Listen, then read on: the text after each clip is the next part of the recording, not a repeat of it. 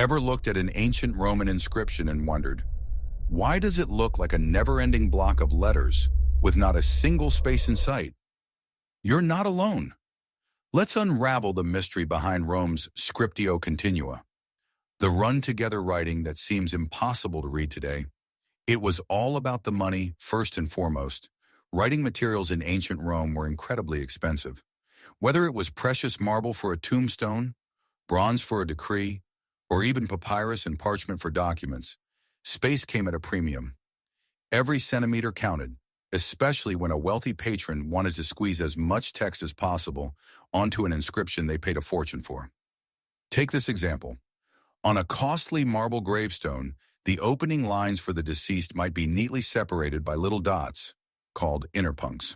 But as the inscription continues and the carver runs out of space, all bets are off. Words get smashed together, endings are dropped, and sometimes it feels like the text is just one long, breathless word. The goal? Fit every wish of the customer into a finite slab of stone, no matter what.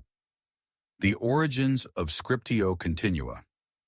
This no spaces style is called scriptio continua, continuous writing, and it was everywhere in the ancient world. The tradition continued into the Middle Ages, when parchment was so costly that monks and scribes often skipped spaces to conserve material.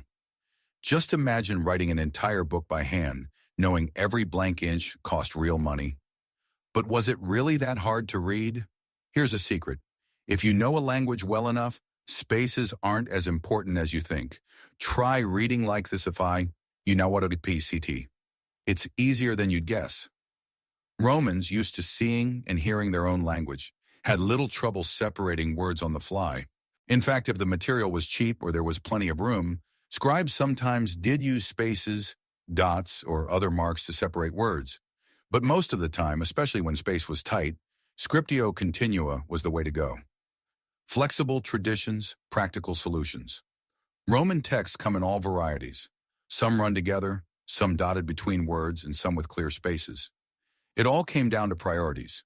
Was material precious? Was the text long? Did the patron care about aesthetics?